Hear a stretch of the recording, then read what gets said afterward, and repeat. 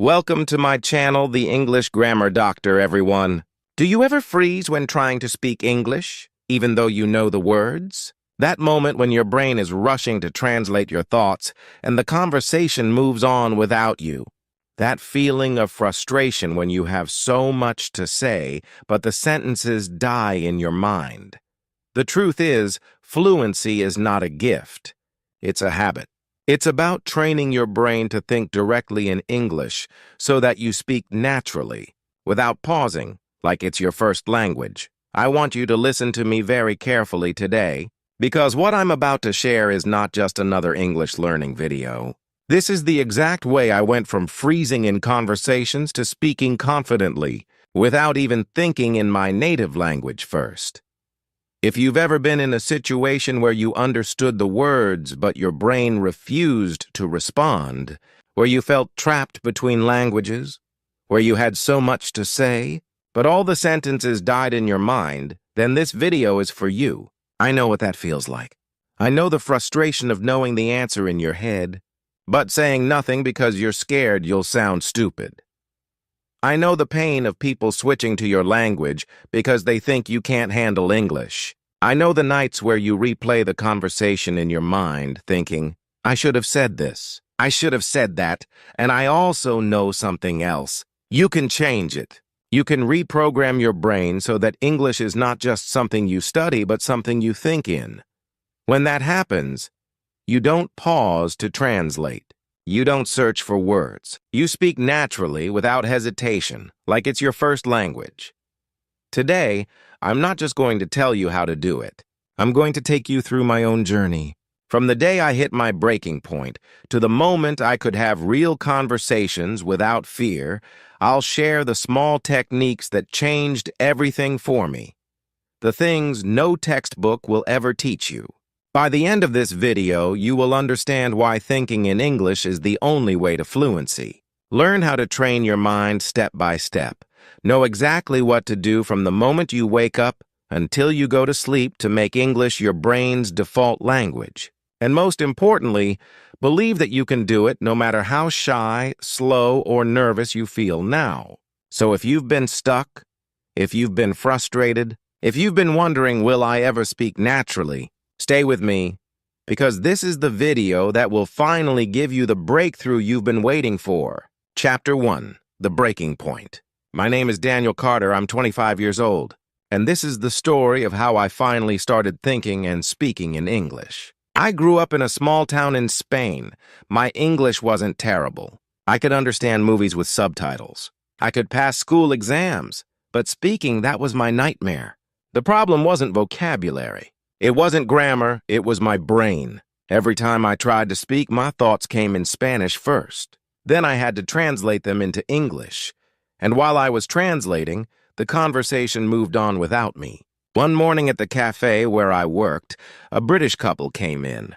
They smiled warmly. Good morning. Can we get 2 cappuccinos, please? Easy sentence. I understood every word, but my brain froze. It was like someone pressed the pause button inside my head. Spanish words started fighting with English words. By the time I opened my mouth, my hands were shaking. I mumbled, one moment and walked away. They weren't rude. They didn't laugh. But they looked uncomfortable. And that was worse than being laughed at. I felt like I had failed them, failed my job, and failed myself. All in 10 seconds.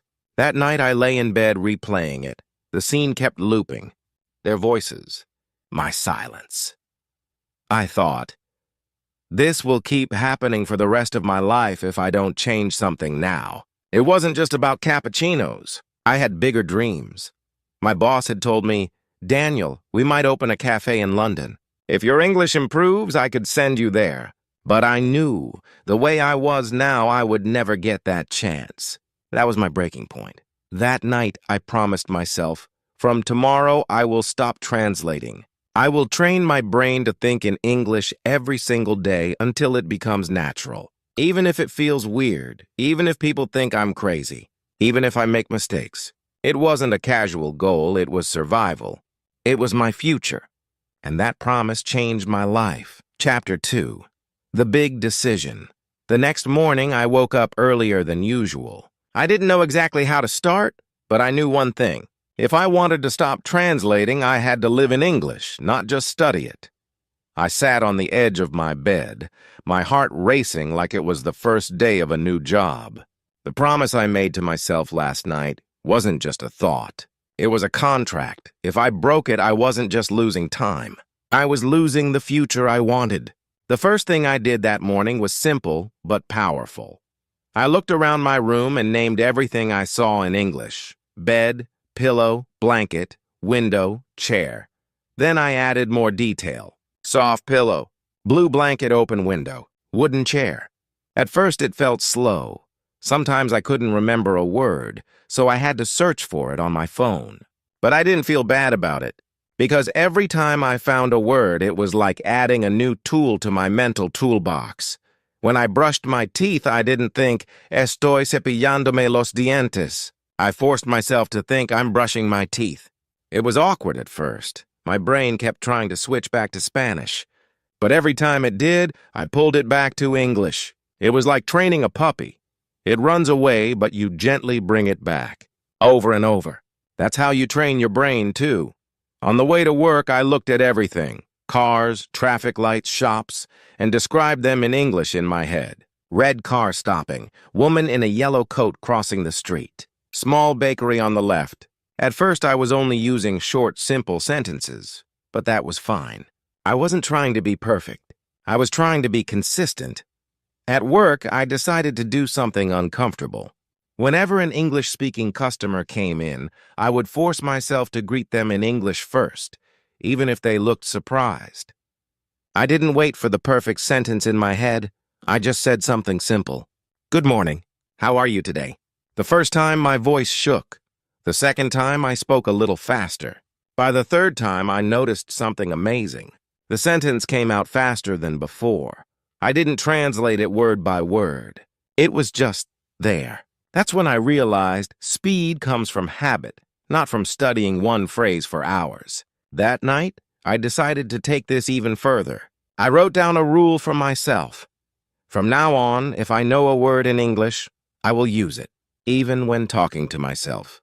No matter how strange it feels, this rule changed everything. Because now English wasn't something I practiced for 30 minutes. It was something I lived in all day. I also created a secret habit that became my favorite exercise: the 1-minute mind race. Here's how it worked. I would set a timer for 1 minute. I would look around me and describe everything in English without stopping. No pausing to think. No worrying about grammar. Just keep going. The goal wasn't perfection. The goal was speed and flow. Because the more you do it, the less your brain has time to translate. One evening, I tested myself. I closed my eyes and imagined making a cappuccino, step by step, but all in English in my head. Pick up the cup, add coffee, steam the milk, pour slowly, make a heart shape. I realized something important. When I imagine actions in English, speaking becomes much easier later. It's like my brain already practiced before I even said the words out loud. After only a few days of doing this, I noticed small changes. Sentences started appearing in my mind without translating. I was remembering words faster. I didn't panic as much when someone spoke English to me. It wasn't a miracle. It was work. But it was working. I wasn't fluent yet. Far from it. But for the first time in my life, I could feel myself moving in the right direction. Not just studying English, but becoming someone who lives in English. And that feeling was addictive. Chapter 3. The Silent Days. After a week of living in English as much as I could, I noticed something strange. Some of my best progress wasn't happening when I was talking. It was happening in complete silence. It took me a while to understand why. When you're silent, you have space. No one is rushing you. No one is judging you. Your brain can process, experiment, and replay sentences freely. So I started using silence as my secret training ground. Morning silence practice. I would wake up, sit on my bed, and spend 5 minutes in total quiet. No phone, no music. During those 5 minutes, I would imagine a conversation in English. Sometimes it was simple. Ordering breakfast in a cafe, asking for directions, talking to a friend about the weather. But here's the rule I made. The conversation had to be inside my head in English only. If my brain tried to sneak in a Spanish word, I replaced it instantly with an English one, even if it wasn't perfect. This is where I discovered something powerful. When you imagine a conversation fully in English, your brain starts building faster, smoother connections between words. Later, when you speak for real, those connections are already waiting for you. One day, I was sitting at the park on my lunch break. I picked up my coffee cup and decided to tell its story in my head. In English. This is a paper cup. It's white with a brown sleeve. I bought it from the cafe across the street. The coffee smells strong. The lid is a little loose. Then I pushed it further. I made up a story. Maybe this cup came from a factory in another country. Maybe a worker packed it with hundreds of others in a big box. Maybe it traveled on a ship. Now it's here in my hand. Why was this important? Because it stretched my English thinking beyond basic descriptions. It forced me to create, to imagine, to connect ideas, all in English. I had learned about shadowing, repeating what someone says in real time. But I discovered a silent version. I would watch English videos and move my mouth to match the speaker, but without making any sound. It sounds strange, but it trained my mouth muscles while also letting me focus on rhythm, lip shape, and speed without worrying about my voice. When I later spoke out loud, my mouth felt ready. When I was on the bus or walking down the street, I would narrate everything silently in my head. The man next to me is reading a newspaper. The driver is wearing sunglasses. The road is bumpy. The shop has a blue sign. It was like writing a book in my brain, constantly adding English sentences to match my surroundings. Over time, I didn't even have to force it. The sentences just appeared. Another powerful thing I did in these silent days, replaying my past conversations in English, but fixing them. Example: if earlier that day I had said to a customer, "You wait one moment," I would silently replay it later as, "Could you please wait a moment?" This way, my brain got used to better sentence structures without the pressure of a live conversation. Within 2 weeks of doing this, I could think in English for several minutes without switching back to Spanish. My vocabulary was growing naturally because I was constantly searching for words to describe things. I felt calmer when speaking because my brain had already practiced in silence hundreds of times. One night, I realized something big. I was lying in bed thinking about my day, and I noticed I was doing it entirely in English without trying. That had never happened before in my life. But I knew this was just the foundation. Silent thinking was powerful. But if I stayed silent forever, I would never truly master speaking. The next step was scarier, taking all that silent English in my head and bringing it out into the real world where mistakes could happen. And that step changed everything again. Chapter 4. The First Out Loud Attempts. After weeks of silent training, I felt like I had built a secret English world in my head. But I knew, if I kept it there forever, it would stay locked away. The next challenge was to open my mouth and let it out. And this part terrified me, because silence is safe. Speaking is exposure. The first day I decided to speak more, I didn't aim for long conversations. I just aimed for one clear English sentence in the real world. I told myself, don't try to be perfect, just get the words out. That morning I was at the cafe before opening. The delivery man arrived with boxes of milk and coffee beans. Normally, I'd greet him in Spanish. But that day, I opened the door and said, "Good morning, how are you today?" It was short, simple, but it was out loud. The first thing I noticed was how different my voice sounded when speaking English.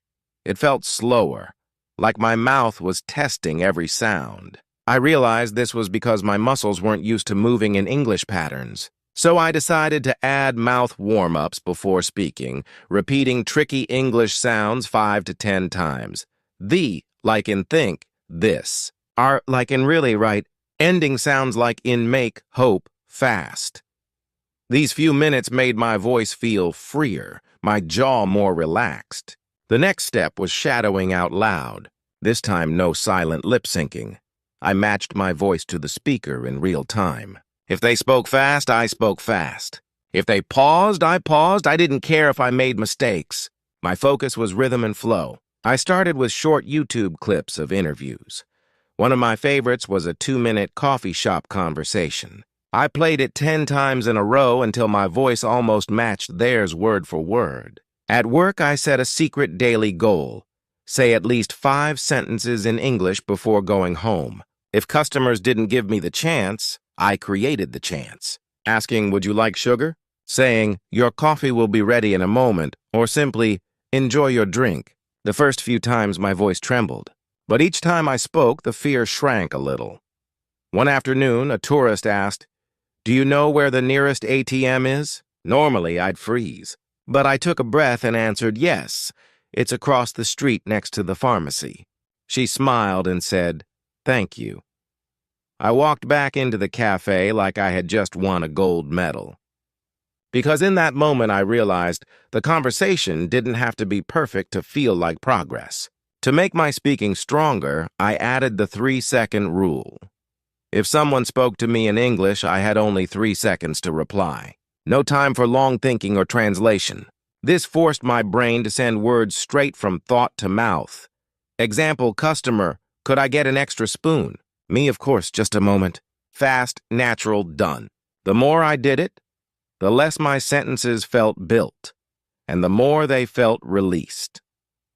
At home, I created out loud narration nights. I'd choose a simple activity, making tea, cleaning my desk, and talk about it out loud in English as I did it. I'm filling the kettle, I'm turning it on. The water is boiling now. I'm pouring it into the cup. It felt silly at first, but it connected my actions directly with English words in real time, exactly like how children learn their first language. I also recorded myself once a week. The first time, I hated my voice. It sounded slow, uncertain, and sometimes wrong. But that recording became my proof of progress. Every week, I compared it to the last one. Some mistakes stayed, but my speed and confidence kept growing. These first out-loud attempts weren't dramatic. They weren't perfect, but they were building something important. The bridge between my English thoughts and my English voice. And every time I crossed that bridge, it felt a little stronger, a little faster, a little more like home. Chapter 5. The first real conversation. I still remember the day it happened. It wasn't planned. I didn't have notes, and maybe that's why it was so important. Because real conversations don't give you time to prepare. It was a Friday afternoon at the cafe. The sun was shining and the place was busy. Tourists, locals, families. Everyone seemed to be talking at once. I was behind the counter when a man walked in, tall, with a backpack, holding a city map. He smiled and said, "Hey, I'm looking for a good place to have dinner tonight. Any recommendations?" Normally, this is where my panic would take over. But that day, I decided. No running, no hiding, no switching to Spanish. This was my chance to see if my silent thinking and short-speaking practice had prepared me for the real thing. I smiled back. Yes, there's a restaurant near the main square. They serve really good seafood. He leaned on the counter. Oh, that sounds great. Is it expensive? I didn't know the perfect way to say, not too expensive. But I remembered my rescue strategy. Keep it simple, but keep it moving. It's not too expensive. The food is good and the place is beautiful at night. He nodded. Nice. And do I need a reservation? Reservation. That word flashed in my mind. I had learned it months ago, but never used it. This was my moment. Yes, maybe. On weekends, many people go there. You can call them. Here's what I noticed. I wasn't speaking perfectly, but I wasn't freezing either, and my brain wasn't translating. It was just responding. He smiled. Thanks for your help. By the way, you speak English really well. Those words, they felt like a reward for every silent practice, every nervous sentence, every early morning mouth warm-up. After he left, I replayed the conversation in my head. Not to criticize myself, but to upgrade it. Example, instead of, "The food is good and the place is beautiful at night," I could have said, "The food is delicious and the view at night is amazing." This is something I now call conversation rebuilding. After every talk, I replay it in my head and improve my sentences so my brain is ready for next time. I also learned a huge lesson that day. The goal is not to say everything perfectly. The goal is to keep the conversation alive. If you forget a word, you can. Use a simpler synonym. Delicious. Really good. Describe it. Reservation. Call before you go, or gesture if needed. The important thing is don't stop talking. From that day forward, I made a new rule. One real conversation in English every day. It didn't matter if it was with a tourist, a colleague, or even online. One conversation every single day. At first, some were short, just a few lines. But over time, they got longer, faster, and more natural. Something else happened that I didn't expect. My fear started turning into excitement. When I saw an English-speaking customer walk in, I felt curious instead of nervous. I started thinking, what will I learn from this one instead of, what if I fail? That mental shift, from fear to curiosity, was huge. Because once you're curious, you start listening better. And the better you listen, the better you respond. That week, I had a conversation with an Australian couple about Spanish food. I didn't just answer their questions. I asked them questions back. What's your favorite Spanish dish? How long are you visiting? For the first time, I wasn't just surviving the conversation, I was enjoying it. I walked home that night with a smile. I knew I still had a long way to go. My sentences could be smoother. My vocabulary could be bigger. But I had crossed a line I thought was impossible. I could have a real unscripted English conversation without freezing.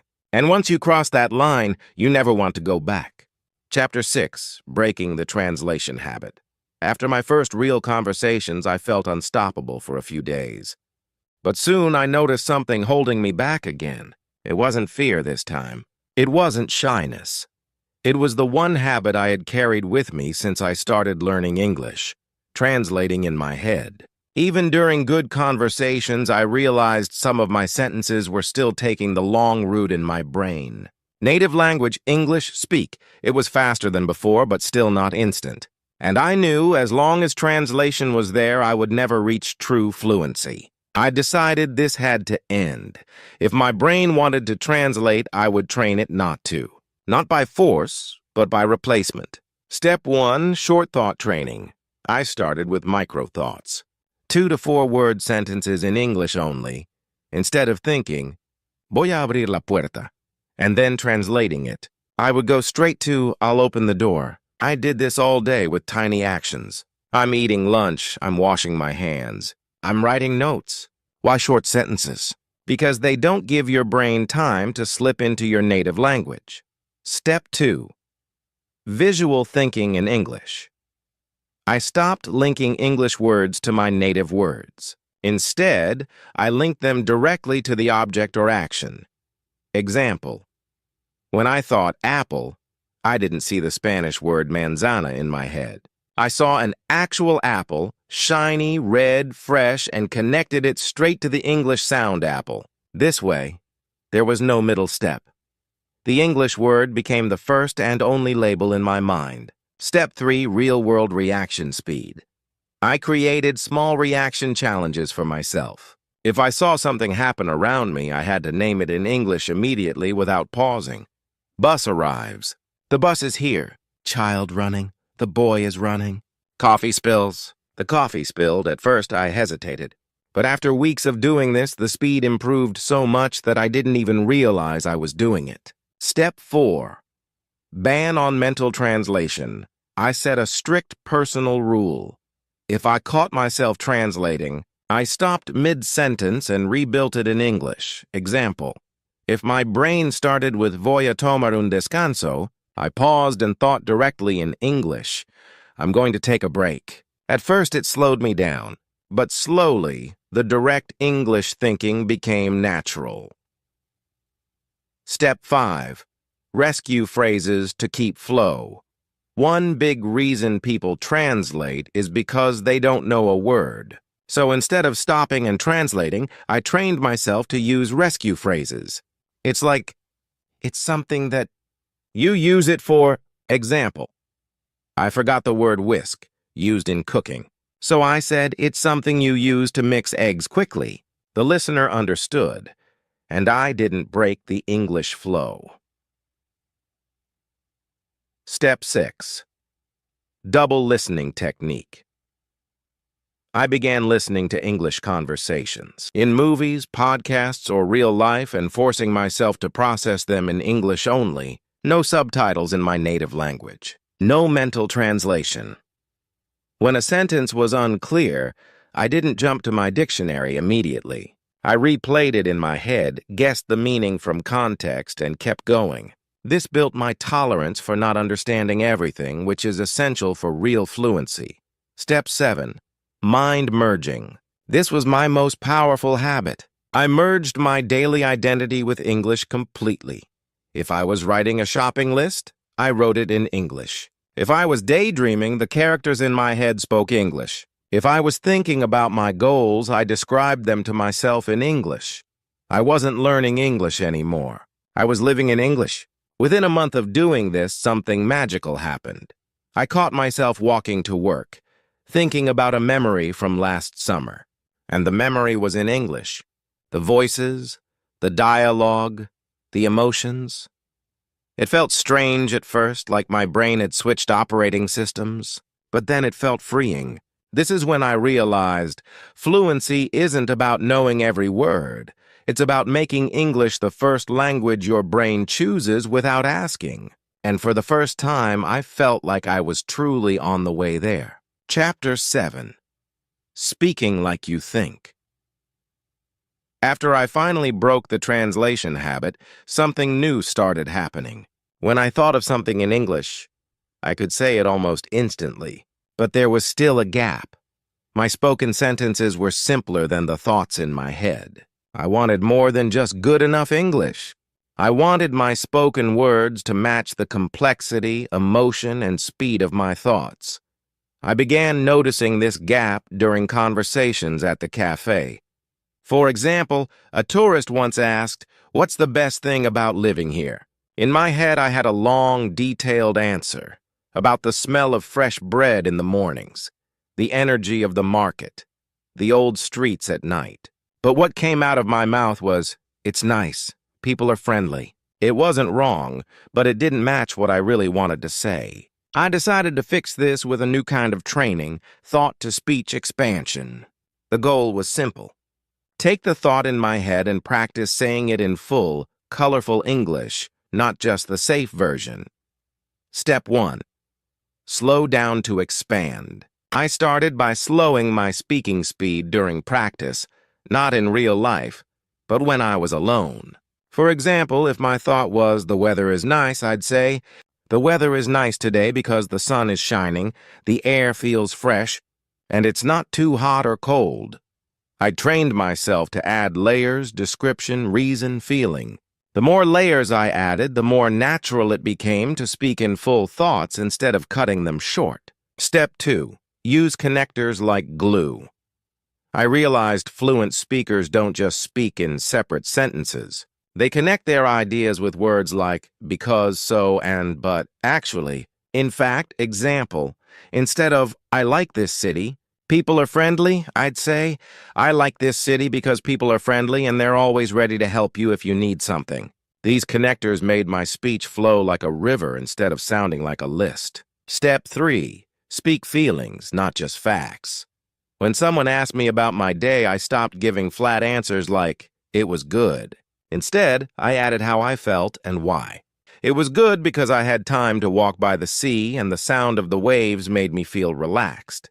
This gave my speech personality and made conversations more engaging. Step 4.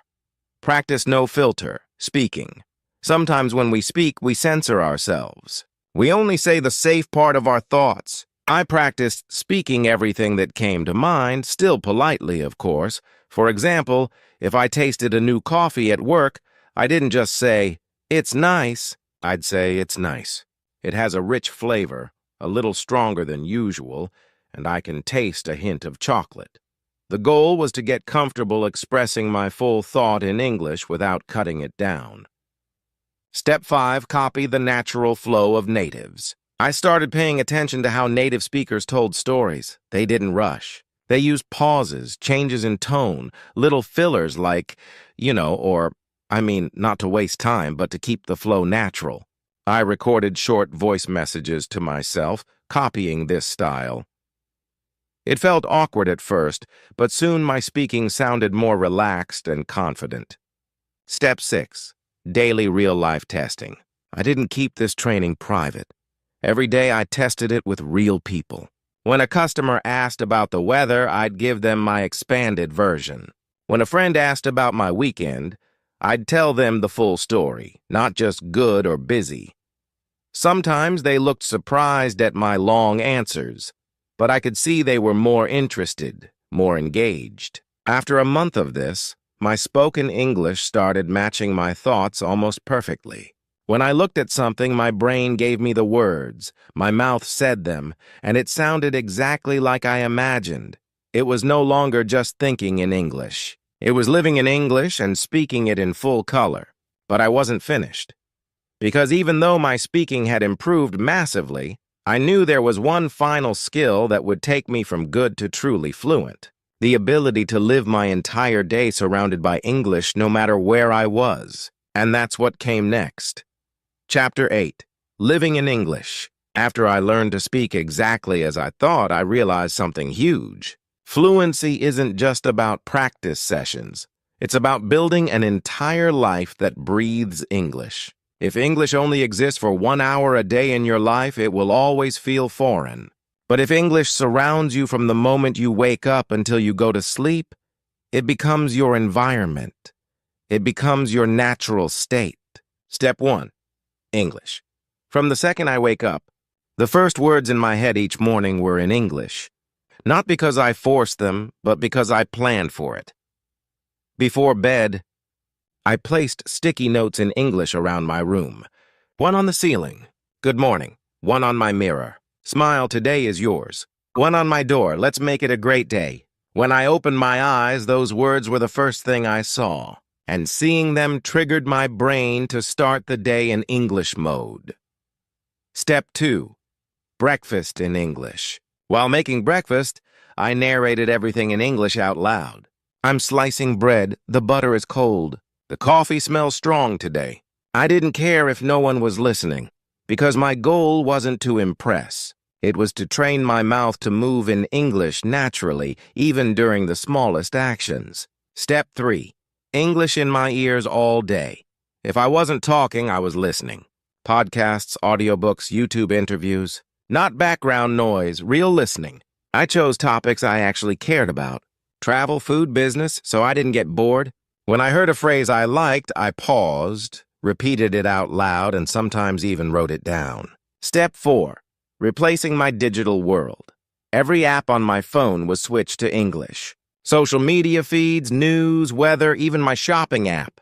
When you do this, something magical happens.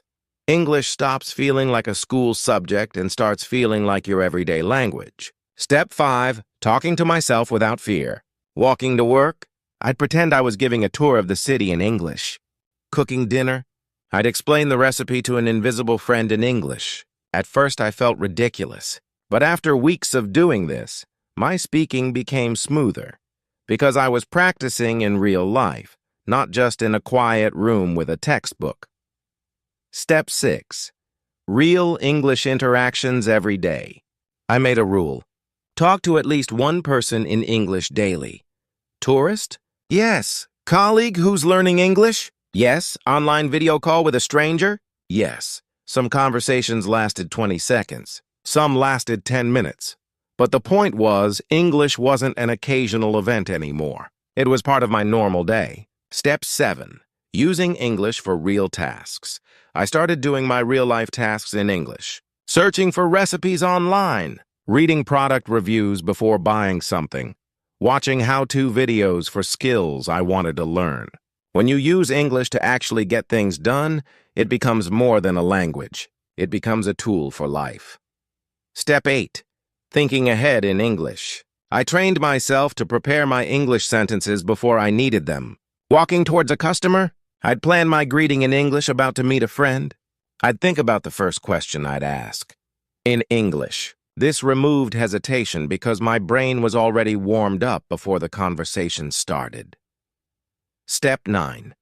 Evening reflection in English. At the end of each day, I'd spend 10 minutes talking to myself in English about what happened. I'd go over events, feelings, mistakes, and what I learned. Sometimes I even recorded these reflections so I could listen back and see my progress. Step 10. Falling asleep in English. My final step was to end the day in English too.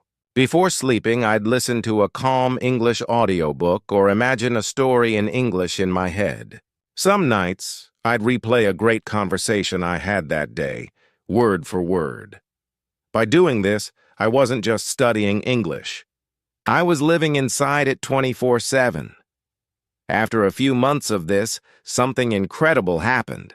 I stopped switching between languages. My mind didn't need to warm up anymore. English wasn't a guest in my life, it was part of me, but I still wasn't done. Because now it was time for the stage that would make my English not just fluent, but unshakable, even in the most unexpected high-pressure situations. And that's exactly what came next. Chapter 9. The Pressure Test. Living in English had changed my daily life. It was no longer a study habit. It was my reality. But I knew something. Being fluent in your own comfortable routine is one thing. Speaking fluently under pressure, that's a different game. Why pressure matters. When you're relaxed, you have time to think. When you're under pressure, a job interview, a fast conversation, a public question, your brain can panic. And if you haven't trained for that, your fluency can disappear in seconds. I didn't want sometimes fluent. I wanted unshakable fluency, the kind that stays with you even when your heart is racing. It came unexpectedly. One morning, the cafe was full, and my boss asked me to handle a group of 6 foreign tourists, all speaking English, all ordering at once. They were talking quickly, interrupting each other, laughing, asking for changes. A few months earlier, this would have crushed me, but I took a deep breath and focused on one sentence at a time. Okay, 1 cappuccino with no sugar. Sure, 2 croissants, warm or cold. Yes, we can add extra milk to that. When you're under pressure, the key is to simplify. Don't try to be perfect or use fancy words. Keep the flow alive with short, clear sentences, and your brain will keep up. I started creating pressure drills for myself to prepare for situations like this. I'd set a timer for 1 minute and try to answer rapid-fire questions out loud without pausing. Questions like, what did you do yesterday? Describe your favorite food. Tell me how to make tea. The rule was, no silence longer than 2 seconds.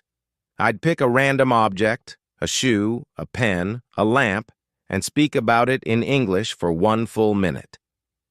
It forced my brain to create sentences even when I wasn't ready. I'd practice speaking while the TV was on or with background cafe sounds playing. It taught me to focus on my own voice and block out distractions. A month later, my boss introduced me to a friend who owned a small hotel. She needed someone who could greet guests in English. She spoke to me directly in English, asking about my work experience. My heart was pounding, but my mind didn't freeze. I spoke slowly, smiled, and used everything I had learned, clear sentences, connectors, and feeling in my answers. When I walked out, she told my boss, he's confident. I like the way he explains things. Another day, I was walking home when a lost traveler stopped me. He asked for directions to the train station, but in a heavy accent I wasn't used to. Months ago, I would have panicked. Now I listened carefully, caught the key words, and replied with a full answer. Not just go straight, but go straight for 5 minutes. Then turn left after the bank. You'll see a big blue sign for the station. He understood perfectly, and I walked away realizing I wasn't just surviving under pressure. I was helping people. After enough pressure situations, something strange happened. Instead of dreading them, I started looking forward to them. I wanted more fast conversations, more unexpected questions, more situations where my brain had to work at full speed. Because every time I passed a pressure test, my English muscles grew stronger. By this point, I wasn't just learning English. I was proving to myself day after day that my English could survive in any situation. Chapter 10, The Fluent Life. It was a warm summer evening. I was standing in the lobby of a hotel in Madrid, wearing a suit instead of my cafe uniform. Months ago, I could barely take a coffee order in English without freezing. Now I was about to speak to a room full of international guests. This wasn't a casual chat. This was the moment I had been unknowingly training for since that morning with the British couple, the day I hit my breaking point. The hotel manager approached me. "Daniel, we have some guests from Canada, the US, and the UK. They're interested in learning more about the city. Could you welcome them and give them some recommendations?" My heart raced. But not from fear, it was from excitement. I was about to speak English, freely, naturally, in front of a group. And I didn't need notes, translations, or rehearsals. They gathered in front of me, smiling, curious. I took a breath and started. "Good evening, everyone. Welcome to Madrid. I'm Daniel, and I'm so happy to see you here. Tonight, I want to share a little bit about this beautiful city. Not just the famous spots, but the hidden corners I think you'll love." I didn't just list tourist attractions. I painted pictures with my words. In the morning, you can walk through El Retiro Park. The air is fresh. The trees are alive with birds, and if you go near the lake, you'll see the sunlight dance on the water. In the afternoon, explore the local markets. Try the olives. They're salty, rich, and taste like the Spanish sun itself. And in the evening, sit at a small tapas bar, order patatas bravas, and let the city's energy surround you. They listened. They nodded. Some even closed their eyes as if they were already there. And here's what hit me. I wasn't thinking about English. I was thinking about my message. English wasn't a wall between me and them anymore. It was a bridge. After my talk, one guest came up to me. "You speak so naturally." "Were you born in an English-speaking country?" I laughed. "No, I just decided one day that I would stop translating and start living in English." That sentence stayed with me. Start living in English, because that was the real secret. It wasn't about memorizing every word. It wasn't about being perfect. It was about making English a constant part of my world. My thoughts, my actions, my feelings, my life. That night I walked home under the warm streetlights thinking about the journey, the silence where it all began. The first shaky greetings, the real conversations that pushed me forward, the pressure moments that made me stronger. Each step was a brick in the bridge that led me here. And here's what I know now. Anyone can build that bridge. It doesn't matter how old you are, how many times you've failed, or how scared you feel right now. Fluency is not a gift, it's a habit. And once you start living in English, you can't go back. If you're watching this, maybe you're still in the silent days. Maybe you're stuck translating in your head. Maybe you've tried and failed before. I want you to know this. I was you. I stood where you stand. I felt the same frustration, the same fear, the same question. Will I ever be fluent? And the answer is yes. Not in theory. Not in dreams, but in reality. Because the day you decide to live in English, to make it the air you breathe, the words you think, the voice in your mind, is the day fluency stops being someday and starts being inevitable. So build your bridge, brick by brick, sentence by sentence, mistake by mistake, and one day you'll stand where I'm standing now. Not just speaking English, but living it. And when that day comes, you won't just feel fluent. You'll feel free. If my story lit even a small fire inside you, if it made you believe that yes, you can be fluent, then don't let that fire die here.